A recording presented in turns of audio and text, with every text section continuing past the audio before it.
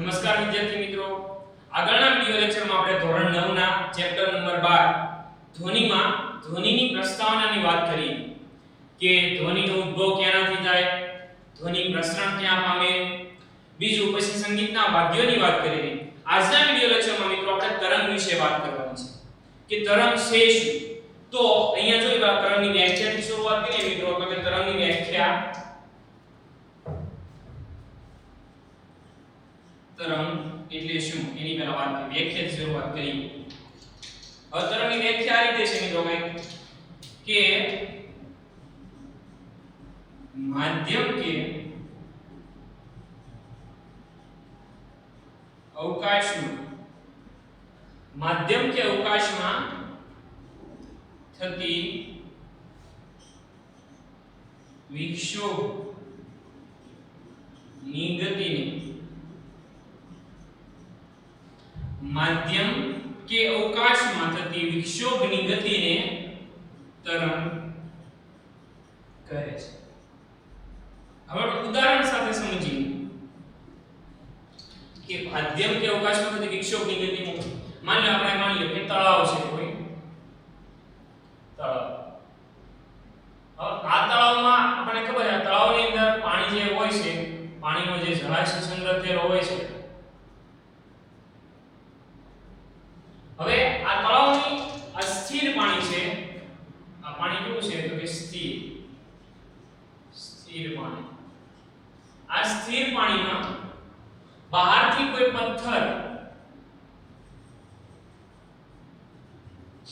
પથ્થરને જ્યારે અંદર નાખવામાં આવે, બરોબર, ધ્યાન આપજો મિત્રો કે આપણે વ્યાખ્યાનમાં જોયું છે માધ્યમ કે અવકાશમાં થતી વિક્ષોભની ગતિ. માની લો તળાવ છે, એમાં સ્થિર પાણી છે, બહારથી પથ્થર નાખવામાં આવે તો તમે એ જોયું હશે કે જ્યાં ઉદ્ભવ છે, ઉદ્ભવ સ્થાન, જે પથ્થર જ્યાં જે જગ્યાએ દાખલ થયો પણ એ જગ્યાએથી ભમરડો ઉત્પન્ન થાય છે. શું ઉત્પન્ન થશે? ભમરડો. ઈ ભમરડો જેમ જેમ જે ઉદ્ભવ સ્થાન છે એનાથી કેવા થશે દૂર, તેની કેવા થતા થશે મોટા. કેવા થતા થશે મોટા. એને આપણે જોયું છે કે પાણી પથ્થર હોય, પાણીની અંદર પથ્થર નાખો એટલે ધીમે ધીમે ભમરડો આમ આ રીતે દૂર થતા જાય, કિનારા સુધી પહોંચે. જેમ જેમ કેન્દ્ર જે ઉદ્ભવ સ્થાન હોય ત્યાંથી દૂર જઈ એમ કેવા થતા જાય છે, મોટા થતા જાય છે. તો ઈ જે ભમરડો છે ઈ એક માધ્યમ, એટલે માધ્યમ પાણી એક પ્રકારનું શું માધ્યમ છે, અને એમાં શું ઉત્પન્ન થયા ભમરડો. તો આ જે વિક્ષોભ, ભમરડો એટલે આકાર, જે આકાર આવ્યો છે એને શું કહેવાય? તરંગ કહે છે. એટલે જ કે માધ્યમ કે અવકાશમાં થતી વિક્ષોભની ગતિને શું કહેવાય? તરંગ કહે છે. મેં તમને ઉદાહરણ આપ્યું. હવે આપણે તરંગના પ્રકારની વાત કરીએ. તરંગના પ્રકાર. બીજું એક ખાસ કે જે આપણે વાત કરી કે તરંગ છે, તરંગ એ કોઈ માધ્યમમાં આગળ વધતી વસ્તુ નથી. તરંગ એ માધ્યમમાં કે અવકાશમાં, માધ્યમમાં કે અવકાશમાં કોઈ આગળ વધતી વસ્તુ નથી. તરંગ કે માધ્યમમાં તરંગ છે કોઈ આગળ વધતી વસ્તુ નથી, તે ફક્ત શું છે? એક ઘટના છે. તે શું છે? એક ઘટના છે. આ યાદ રાખજો. તરંગ છે માધ્યમ કે અવકાશમાં આગળ વધતી કોઈ વસ્તુ નથી, શું છે? ફક્ત ને ફક્ત એક ઘટના છે. ફરીથી એની વ્યાખ્યા કે માધ્યમ કે અવકાશમાં થતી વિક્ષોભની ગતિને તરંગ કહેવાય. મેં તમને ઉદાહરણ આપ્યું કે ભાઈ તળાવ હોય એની અંદર પથ્થર નાખવામાં આવે, સ્થિર પાણી હોય અને ખલેલ પહોંચે, પછી ધીમે ધીમે એમાંથી ભમરડો ઉત્પન્ન થતા કિનારા સુધી પહોંચે છે, મોટા થતા જાય એટલે ઉદ્ભવ સ્થાન પાસેથી ભમરડો ઉત્પન્ન થાય. એ શું છે? એક પ્રકારના તરંગ. હવે તરંગના પ્રકારોની વાત કરીએ. પ્રથમ પ્રકાર લઈએ આપણે યાંત્રિક તરંગ. યાંત્રિક તરંગોની પહેલા વ્યાખ્યાથી શરૂઆત કરી. વ્યાખ્યા આ રીતે છે કે મિત્રો કે જે તરંગના પ્રસરણ માટે, જે તરંગના પ્રસરણ માટે માધ્યમ હોવું જરૂરી છે, જે તરંગના પ્રસરણ માટે માધ્યમ હોવું જરૂરી છે. પ્રસરણ કહેતા આપણે ખબર છે કે આગળ વધે એટલે ફેલાવ. માધ્યમ આપણે વાત કરી છે આગળના વિડિયો લેક્ચરમાં, ઘન, પ્રવાહી કે વાયુ હોવું જોઈએ. આ ત્રણ માધ્યમ છે. એટલે કે તરંગનો ફેલાવો કરવા માટે ઘન, પ્રવાહી કે વાયુમાંથી કોઈ એકની હાજરી હોવી જરૂરી છે. તેવા તરંગ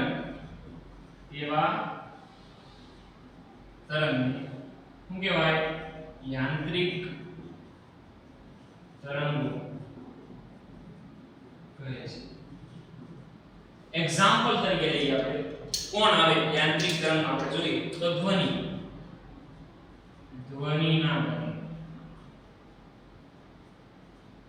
ધ્વનિના તરંગો છે એ માધ્યમમાં જ પ્રસરણ પામે છે. એ આપણે આગળ જોઈશું. બિન યાંત્રિક તરંગ આવશે આની પછી, એમાં આપણે વિશેષ ખ્યાલ આવશે. એટલે ઉદાહરણ તરીકે શું આવશે? યાંત્રિક તરંગો કોણ આવશે? ધ્વનિ. અને ઉદાહરણ તરીકે શું આવશે? ધ્વનિના તરંગ. બીજો આની એક ખાસિયત છે કે યાંત્રિક તરંગ હોય, યાંત્રિક તરંગોના પ્રસરણ માટે માધ્યમ હંમેશા કેવું હોવું જોઈએ? માધ્યમ કેવું હોવું જોઈએ? સ્થિતિસ્થાપક. કેવું હોવું જોઈએ? સ્થિતિસ્થાપક. એટલે સ્થિતિસ્થાપક એટલે હું એની વાત કરી. અહીંયા આપણે પથ્થર આપ્યો, લાંબો સમય થશે પછી વમળો ધીમે ધીમે કેવા થતા જે ઉત્પન્ન થતા હોય કેવા થઈ જાય? બંધ. અને પાણી પોતાની મૂળ અવસ્થામાં આવી જાય. તો એ જે પાણી મૂળ અવસ્થામાં આવે એનું કહેવાય સ્થિતિસ્થાપક. પછી પાણી હોય કે બીજો XYZ ઘન, પ્રવાહી કે વાયુ ત્રણમાંથી કોઈ પણ હોય, એ માધ્યમ જે હોય એ માધ્યમ કેવું હોવું જોઈએ? સ્થિતિસ્થાપક હોવું જોઈએ. ફરીથી યાંત્રિક તરંગો કે જે તરંગના પ્રસરણ માટે માધ્યમ હોવું જરૂરી છે તેવા તરંગ શું કહેવાય? યાંત્રિક તરંગો. ઉદાહરણ તરીકે ધ્વનિના તરંગો. અને એની માટેની શરતનું માધ્યમ કેવું હોવું જોઈએ? સ્થિતિસ્થાપક. આગળ આપણે જોઈએ બીજો પ્રકાર લઈએ.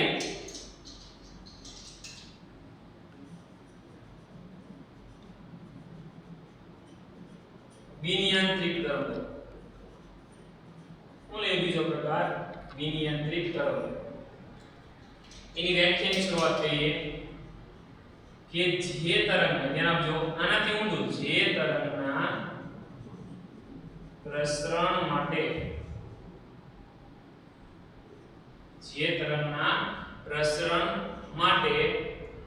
માધ્યમ હોવું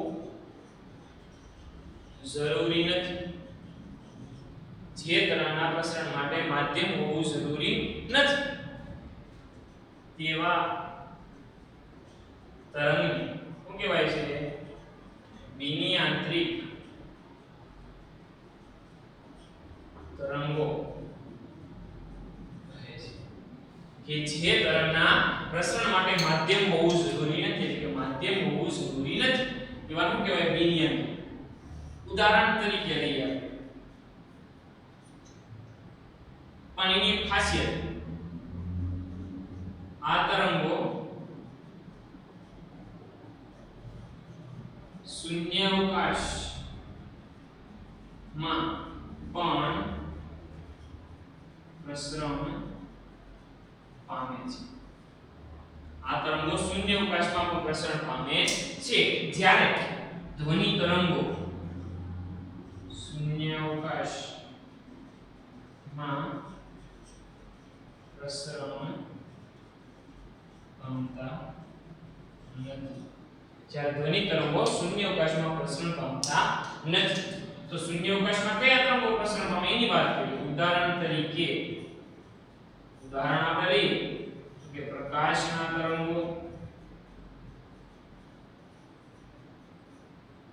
પ્રકાશના તરંગો છે એ શૂન્યાવકાશમાંથી જ આવે છે. સૂર્ય છે એ આપણે ઘણો વાસ્તવમાં વાતાવરણ ત્યાં હાજર છે નહીં, શૂન્યાવકાશમાંથી આવે છે. બીજા જે આપણા ઉપગ્રહો ના લીધે આવતા કે કયા? કે વિદ્યુત ચુંબકીય તરંગો. વિદ્યુત ચુંબકીય તરંગો અને પ્રકાશના તરંગો કેવા છે? તો કે ભાઈ કેવા છે? બિનયાંત્રિક તરંગો. કારણ કે એને પ્રસરણ માટે કોઈ માધ્યમની જરૂર પડતી નથી. શૂન્યાવકાશમાં પણ પ્રસરણ પામી શકે છે. આગળ આપણે જોઈએ લંબગત તરંગો. યાંત્રિક તરંગો, બિનયાંત્રિક તરંગો. હવે આપણે જોઈએ લંબગત તરંગો. લંબગત તરંગોની પહેલા વાત કરી મિત્રો, વ્યાખ્યા. હવે લંબગત તરંગો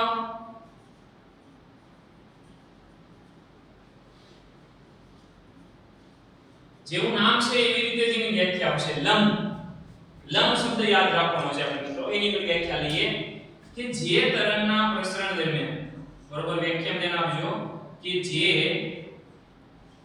તરંગના તરંગો જોઈએ, જે તરંગોના પ્રસરણ દરમિયાન, જે તરંગોના પ્રસરણ દરમિયાન માધ્યમના કણોના દોલન,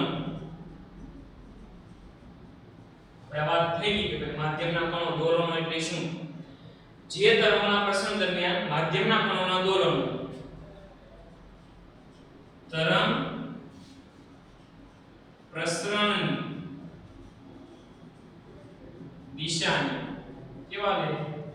લંબ, લંબ થતા. મેં કીધું લંબ શબ્દ યાદ રાખવાનો છે. જો જે તરંગોના પ્રસરણ દરમિયાન માધ્યમના કણોના દોલનો તરંગ પ્રસરણની દિશાને કેવા થતા હોય? લંબ થતા હોય. તેવા તરંગોને શું કહેવાય? લંબગત તરંગો કહે છે. હવે આ કઈ રીતે જોવા મળે એની વાત કરીએ. ઉદાહરણ લઈએ એટલે વિશેષ ખ્યાલ આવશે. ઉદાહરણ તરીકે કોઈ ખેંચેલી દોરી હોય, ખેંચેલી દોરી, ખેંચેલી દોરીને તેની લંબાઈને લંબ રૂપે, ખેંચેલી દોરીને તેની લંબાઈને લંબ રૂપે દોલનો આપતા. કેવું તરંગ દે? લંબગત. કઈ રીતે? માની લો કે કોઈ એક વ્યક્તિ અહીંયા છે અને કોઈ વ્યક્તિ અહીંયા છે. દોરી વ્યવસ્થિત ટાઈટ પકડેલી છે.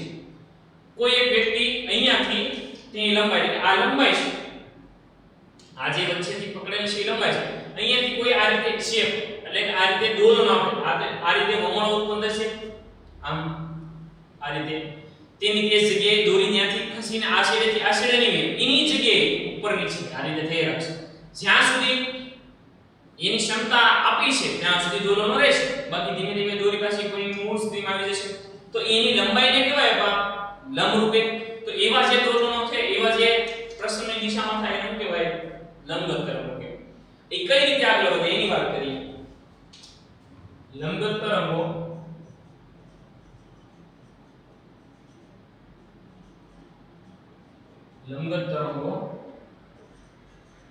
શું અને ગર્ત દ્વારા આગળ વધે છે.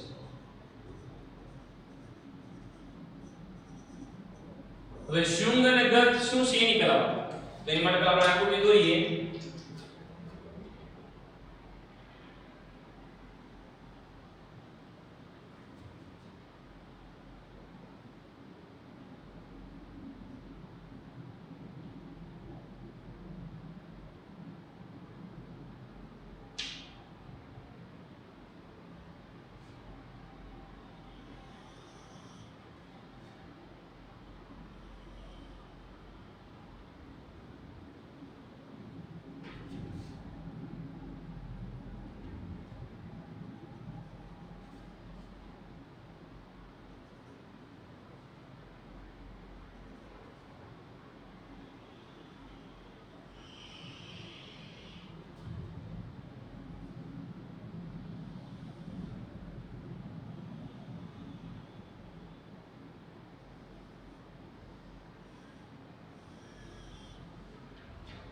તો આ રીતે માની લો ત્રણનો ઉદ્ભવ થતો હોય, આ એમ કહેવાય સમતોલન સ્થાન.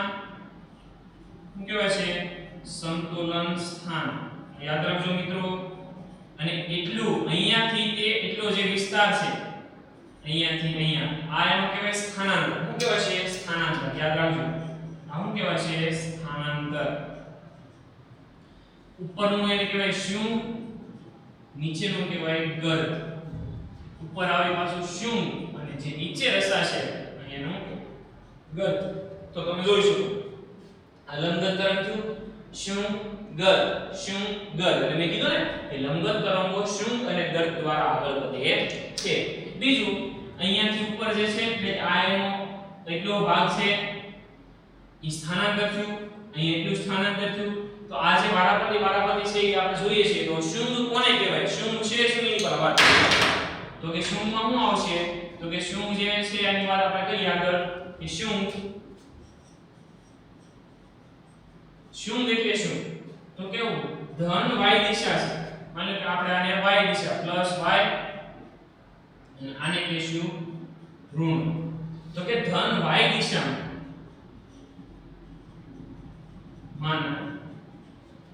ધન y દિશામાંના મહત્તમ સ્થાનાંતરિત સ્થાન. શું એટલે શું થાય? ધન y દિશામાંનું મહત્તમ સ્થાનાંતરિત સ્થાન એટલે કે અહીંયા આ હું છું શું. હવે ગર્ત કોને કહેવાય? તો તમે ગર્તની વ્યાખ્યાની પરથી લખીશું. શું આવશે? તો કે ઋણ y દિશામાં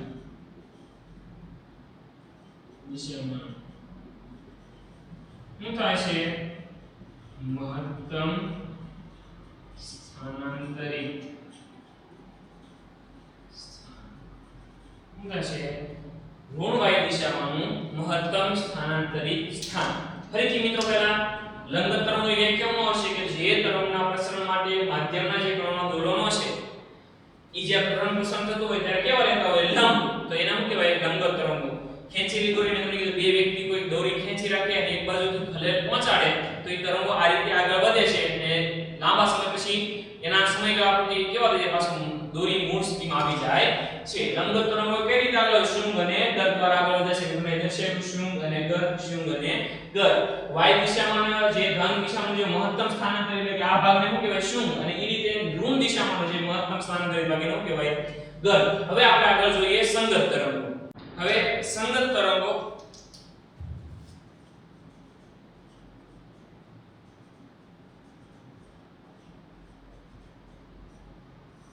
સંગત તરંગોમાં સ એટલે કે સમાંતર યાદ રાખવું છે. શબ્દ હું યાદ રાખું? આમાં લંબગત લંબ અને આમાં સમ એટલે સમાંતર. હવે એની વ્યાખ્યાથી શરૂઆત કરીએ કે જે તરંગો પ્રસરણ દરમિયાન જે તરંગોના પ્રસરણ દરમિયાન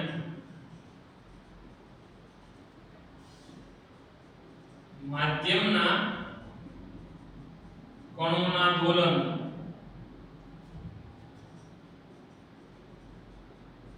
જે તરંગોના પ્રસરણ દરમિયાન માધ્યમના કણોના દોલનો તરંગ પ્રસરણની દિશામાં જે તરંગના પ્રસરણ દરમિયાન માધ્યમના કણોના દોલનો તરંગ પ્રસરણની દિશામાં થતા હોય તેવા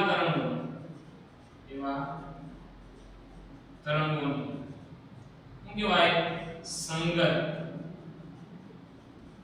તરંગો કહે છે. શું કહેવાય છે? એવા જે તરંગો હોય શું કહેવાય? સંગત તરંગો કહે છે. એક્ઝામ્પલ તરીકે લઈએ આપણે તો કે ધ્વનિના ઉદાહરણ તરીકે ધ્વનિના તરંગો. હવે ધ્વનિના તરંગો એટલે કઈ રીતે? તો કે ધ્વનિ જેમ આપણે બોલીએ જેમાં વેવ એટલે કે જ્યાં આપણા મોઢાથી જે બહુ અવાજ ઉત્પન્ન થાય છે જેમ તરંગો જે રીતે થાય એ રીતે શું થાય? પ્રસરણ થાય. કણોના દોલન ઈ પ્રમાણે શું કરે? તો કે ગતિ કરે છે. તો ઈ તરંગો તો કે ધ્વનિના તરંગો કેવા છે? સંગત તરંગો છે. હવે આમાં કે લંબગત તરંગો શું અને ગર્ત. તો સંગત તરંગો કોની તરફ આગળ વધે? તો યાદ રાખજો આપણે લઈએ કે સંગત તરંગો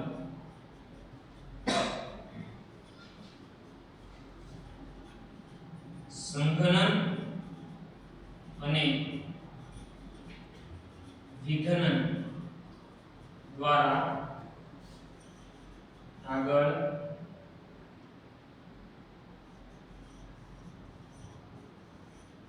સંઘનન છે વિઘનન છે એની વાત કરી તો આપણે આકૃતિ દોરી નાખીએ તરંગની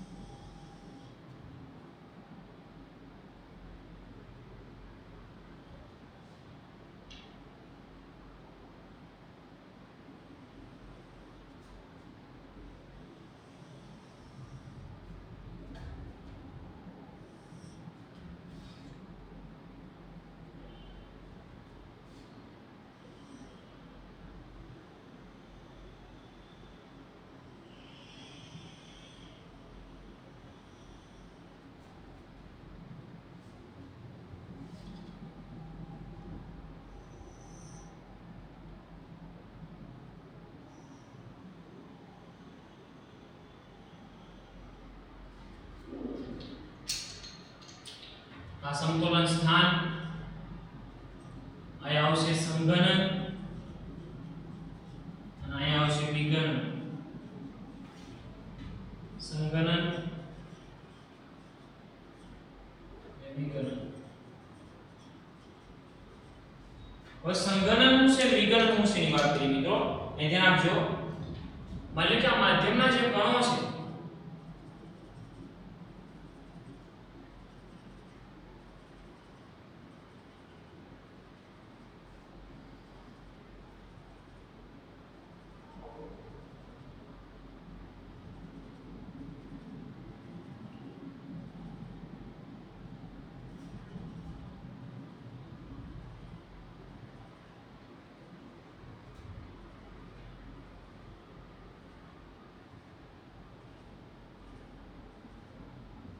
જે માધ્યમના કણો છે મિત્રો આ રીતે માની લો કે રચના થતી હોય કે આવા કણો બધા કેવા છે એકબીજાને જો તમે અહીંયા નજીક નજીક છે હવે બીજો જે વિસ્તાર છે અહીંયા એની બાજુમાં જે વિસ્તાર છે એમાં કણોની ગોઠવણી જે છે કેવી હોય તો કે દૂર તો આમાં તમે જો કણો બીમાં ભાગ પડશે આમાં કણો કેવા છે તો કે છૂટા છવાયા છે અને આમાં કણોની જે છે એની ગોઠવણી કેવી છે તો કે વ્યવસ્થિત છે તો કે નજીક નજીક છે આમાં કણો કેવા છે તો કે એકબીજાથી દૂર તો આ રીતે આ જે રચના થતી હોય આ રીતે રચના થઈ તો તમે જો તો અહીંયા જે કણો એકબીજાથી કેવા છે તો કે હવાના એટલે કે હવાના કણો એકબીજાથી ની કેવા છે નજીક એકબીજાની કેવા છે નજીક છે તો નજીક છે એટલે કણોની સંખ્યા વધારે ન્યાયની ઘનતા કેવી રીતે છે વધે એટલે ઘનતા કેવી રીતે છે વધારે હવે એની સાપેક્ષે અહીંયા જુઓ તો કે હવાના કણો એકબીજાથી કેવા છે દૂર હવાના કણો એકબીજાથી કેવા છે દૂર છે તો હવાના કણો એકબીજાથી દૂર છે એટલે ઘનતા